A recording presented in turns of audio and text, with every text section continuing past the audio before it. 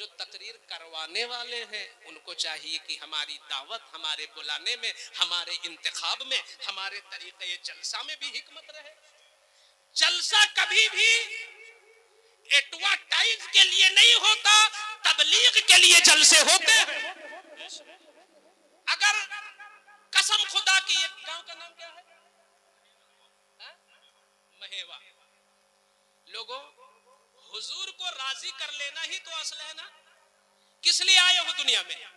حضور راضی ہو جائیں، اللہ راضی ہو جائے.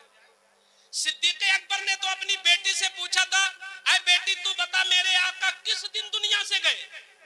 تو عائشہ صدیقہ نے کہا توفیا رسول اللہ صلی اللہ علیہ وسلم یوم الاثنین وعلیہ ثلاثۃ اسواب بیض. ابو جان، میرے آقا کا وصال پیر کو ہوا اور قبر میں لیٹے تو 3 کپڑا پہن کے لیٹے. تو اس وقت دیکھو کیسا عشق ہے. یہ آئلہ محمد میں نعت پڑھنا، نظامت کرنا یا تقریر کرنا، میں تو کہتا یہ لفظ شان مصطفیٰ کے بہت زیادہ مجھے اترتا نہیں ہے. بہت زیادہ یہ انگریزی کا یہ لفظ، اور یہ تو عام محبوبوں کے لیے ہے. حضور کے شایان شان لفظ ہونا چاہیے. اور کوئی کانپور یا لکھنؤ میں کچھ کر دے تو چند دن جلسوں میں ہم پڑھنے حق ادا ہو گیا کیا؟ نہیں. مشن بنا لو کہ جب تک رہیں گے خود بھی وفادار نبی اور اپنی اولاد کو وفادار بنا کے تم مریں گے. یہ ہے احتجاج. اصلی احتجاج یہ ہے. تقریر کرنے والا میٹر بنا کے آئلہ محمد پر، نظامت کرنے والا 4 شعر چرا کر کے آئلہ محمد، اور نعت پڑھنے والا کسی سے بنوا کے آئلہ محمد، اور فجر میں جا کے سو گئے. یہ کون سا آئلہ محمد ہے صاحب؟ یہ کون آئلہ محمد ہے؟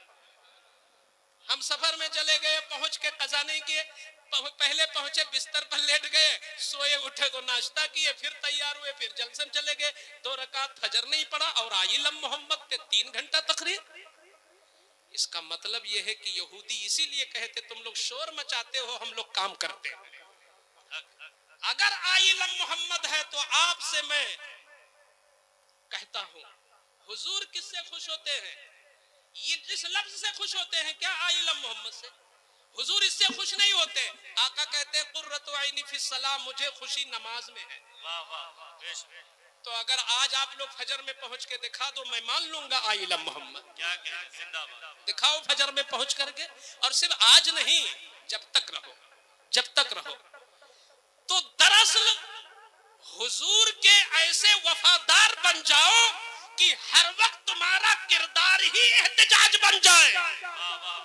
جب جب کوئی گستاخ گستاخی کرے، جب تک کوئی ناہنجار انگلی اٹھا دے، قلمکار نے لکھ دیا، شاعر نے شعر بنا دیا، خطیب نے گرج دیا، پیر نے دعا میں مانگ دیا، سمجھتے حق مصطفیٰ ادا ہو گیا. نہیں نہیں، جب تک سانس میں سانس رہے، اعلیٰ حضرت کی یہ آواز رہے کہ خاک ہو جائے عدو چل کر مگر ہم تو رضا، دم میں جب تک دم ہے ذکر ان کا سناتے. نعرہ تکبیر، نعرہ رسالت، مسلک اعلیٰ حضرت، تعلیمات اعلیٰ حضرت، حضور امین شریعت کانفرنس حضرت علامہ مفتی شیر محمد صاحب قبلہ، علماء اہل سنت. نعرہ تکبیر زندہ باد.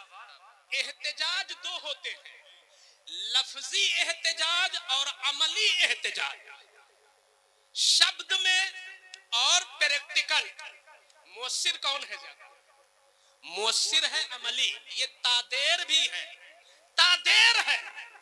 ہم کہتے ہیں کوئی کچھ نہ کہتا، لیکن اگر مسلمان، ہر مسلمان اسی دن سے اپنے اپنے بچوں کو اپنے گھر میں حضور کی عظمتوں کا سبق پڑھانا شروع کر دیتا کہ اس کا بچہ، اس کے بچے کے سادہ دل میں نہ خرافات آئے، نہ واہیات آئے، نہ گانے کی محبت آئے، نہ کھیل کی محبت آئے، نہ دنیا کی محبت آئے، نہ کرکٹ کی محبت آئے، نہ فٹ بال کی محبت آئے.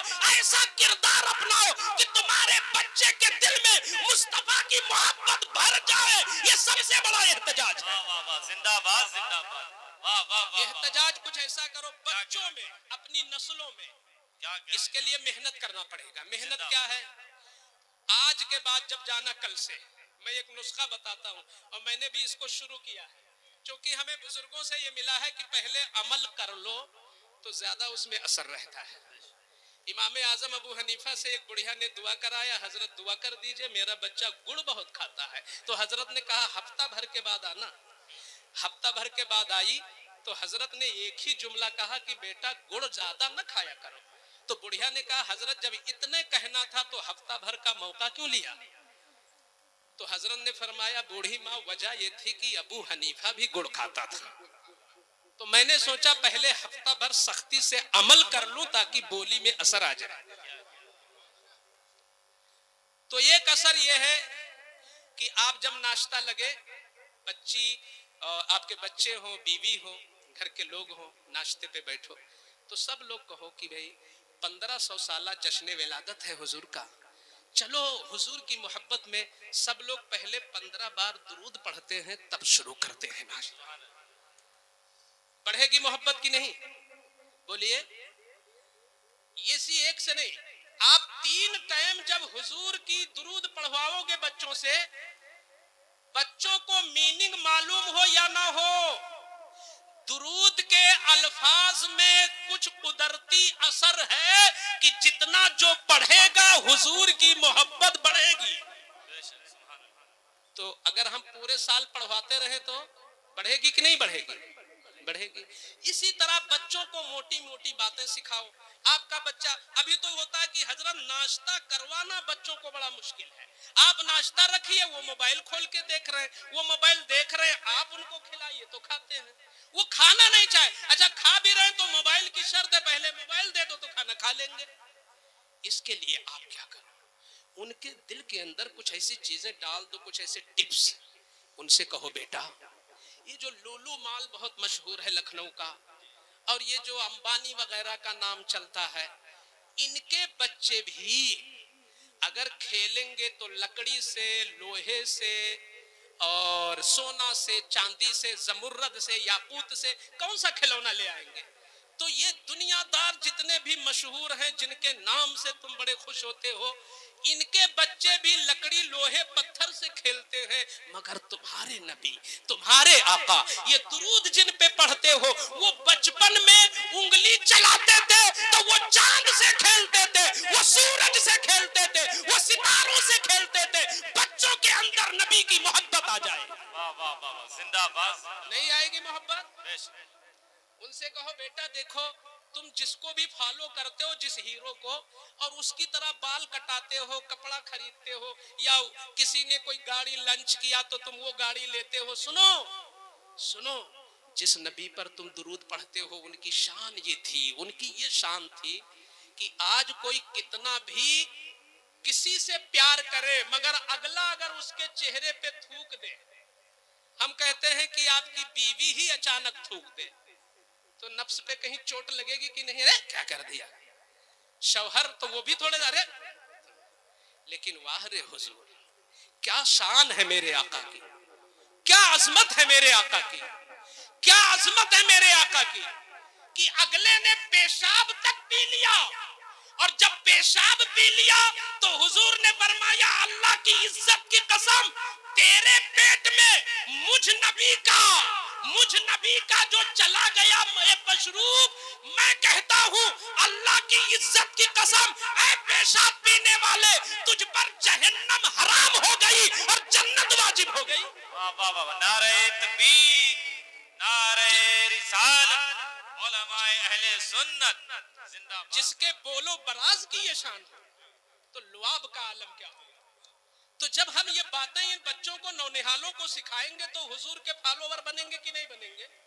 حضور کی عظمتیں ان کے اندر, یہ ہے احتجاج, عملی احتجاج, یہ ہے پریکٹیکلی احتجاج, یہ ہے عملی احتجاج. اپنے بچوں کو وفادار مصطفیٰ بنا دو, ان کو حضور کے ناموس کا سپاہی بنا دو. اعلی حضرت عظیم البرکت کنز الکرامت سراپا استقامت امام اہل سنت کی داستانیں ان کو سنایا کرو کہ دیکھو آج कोई नकीब नाम न ले तो कामयाब नहीं होता, शायर उनका कलाम न पढ़े कामयाब नहीं होता। गैर भी जब कमजोरी महसूस करने लगते हैं तो ना भी कोई शेर याद आए तो बाज अशार उनको भी याद आ जाते हैं। सुनो बेटा, उनकी सबसे बड़ी शान ये नहीं थी कि वो मुजद्दिद थे, उनकी सबसे बड़ी शान ये नहीं थी कि वो बहुत बड़े शायर थे, उनकी बहुत बड़ी अजमत ये नहीं थी कि वो बहुत बड़े मुत्तकी थे। आला हजरत की सबसे बड़ी डिग्री ये थी कि वो मुहिब्बे रसूल और आशिक़े मुस्तफा थे। इश्क़े मुस्तफा उनकी सबसे बड़ी सनद थी। तो बच्चों के अंदर अगर इश्क उंडेला जाए तो लोगों, ये सबसे बड़ा अमली एहतिजाज है। और